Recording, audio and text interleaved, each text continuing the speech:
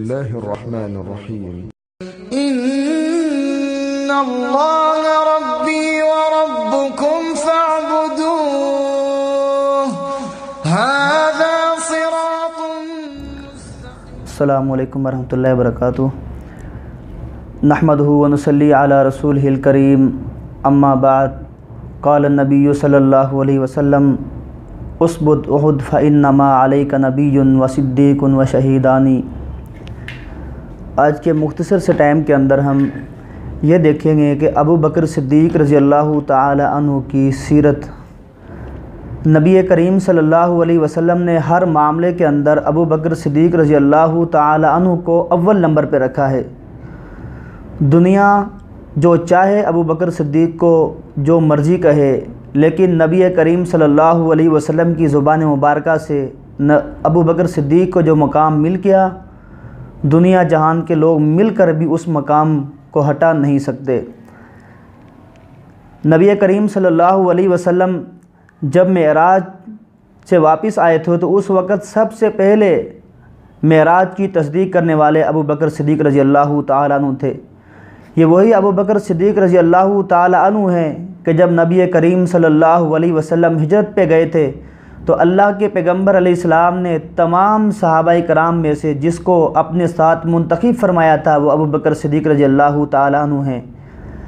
حالانکہ احادیث کے اندر آتا ہے کہ اللہ کے پیغمبر علیہ السلام کا وزن بہت تھا، اللہ کے پیغمبر علیہ السلام کو کوئی اٹھا نہیں سکتا تھا، لیکن اس کے باوجود ہجرت کے موقع کے اوپر ابو بکر صدیق رضی اللہ تعالی عنہ نے اللہ کے پیغمبر علیہ السلام کو اپنے کندھوں پہ اٹھا کے اوپر لے جانا، یہ اللہ احکم الحاکمین کی طرف سے تھا۔ یہ ایک اعزاز تھا جو ابو بکر صدیق رضی اللہ تعالی عنہ کو ملنا تھا، جو مل گیا۔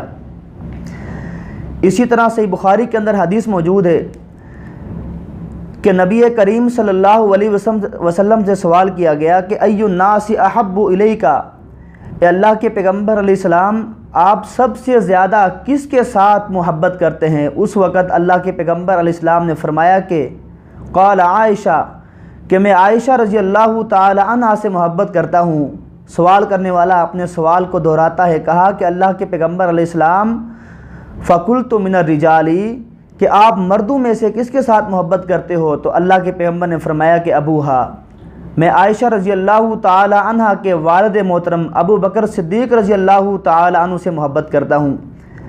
اسی طرح صحیح مسلم کے اندر حدیث موجود ہے کہ نبی کریم صلی اللہ علیہ وسلم فرماتے ہیں کہ میں ایک مرتبہ آرام فرما رہا تھا کہ میں خواب میں دیکھتا ہوں کہ میں ایک کنویں سے پانی نکالتا ہوں اپنے کنویں میں سے، اتنے میں ابو بکر صدیق رضی اللہ تعالی عنہ آتے ہیں۔ ابو بکر صدیق رضی اللہ تعالی عنہ آ کر مجھے راحت پہنچاتے ہیں۔ فرمایا کہ فجاء ابو بکر فاخذ الدلو من یدی لیروحنی، ابو بکر صدیق رضی اللہ تعالی عنہ آئے اور انہوں نے آ کر مجھے راحت پہنچائی۔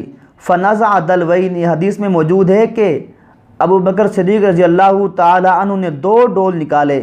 یہ صحیح مسلم کے اندر حدیث موجود ہے۔ اس حدیث کے اندر بھی سب سے پہلے آنے والا شخص ابو بکر صدیق رضی اللہ تعالی عنہ ہے۔ اسی طرح صحیح بخاری کے اندر حدیث موجود ہے کہ اللہ کے پیغمبر علیہ السلام ایک مرتبہ ابو بکر صدیق رضی اللہ تعالی عنہ کے ساتھ اور عثمان غنی رضی اللہ تعالی عنہ اور عمر فاروق رضی اللہ تعالی عنہ کے ساتھ ایک مرتبہ احد پہاڑ پہ تشریف فرما تھے کہ اچانک احد پہاڑ ہلنا شروع ہو گیا۔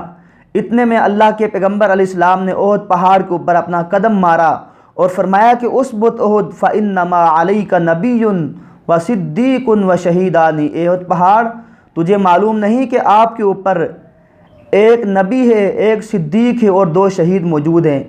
اس حدیث مبارکہ کے اندر بھی اللہ کے پیغمبر علیہ السلام نے اپنے بعد سب سے مقدم جس کو رکھا ہے وہ ابو بکر صدیق رضی اللہ تعالیٰ عنہ ہے۔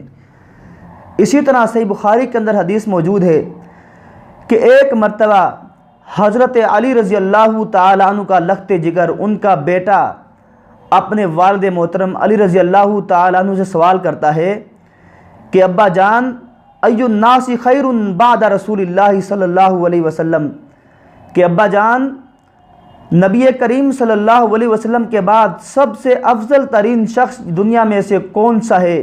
اس وقت علی رضی اللہ تعالیٰ عنہ فرماتے ہیں کہ ابو بکر صدیق رضی اللہ تعالیٰ عنہ افضل ترین شخص ہیں۔ اس کے بعد دوبارہ علی رضی اللہ تعالیٰ عنہ کا بیٹا دوبارہ سوال کرتا ہے، قلت ثم من، اس کے بعد کون ہے؟ فرمانے لگے قال ثم عمر، کہ اس کے بعد عمر رضی اللہ تعالیٰ عنہ سب سے افضل ترین شخص ہیں۔ تو اس بچے نے سوال کی نوعیت کو چینج کر دیا۔ وہ بچہ فرماتا ہے کہ میرے دل کے اندر یہ خیال آیا کہ کہیں اب اگر میں نے یہ سوال کیا تو کہیں یہ عثمان کا نام نہ لیں، تو میں نے کہا ثم انتا، پھر تو آپ ہیں؟ کہا کہ نہیں، میں نہیں ہوں، میں تو ایک عام مسلمان شخص ہوں، پھر بھی میں نہیں ہوں۔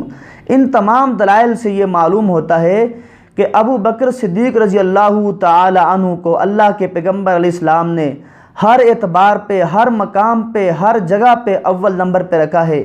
یہ دنیا کے لوگ جس کو چاہیں اول نمبر پہ لائیں، لیکن اللہ احکم الحاکمین کے کاغذات کے اندر نبی کریم صلی اللہ علیہ وسلم کے ہاں سب سے اول نمبر پہ ابو بکر صدیق رضی اللہ تعالیٰ عنہ ہیں۔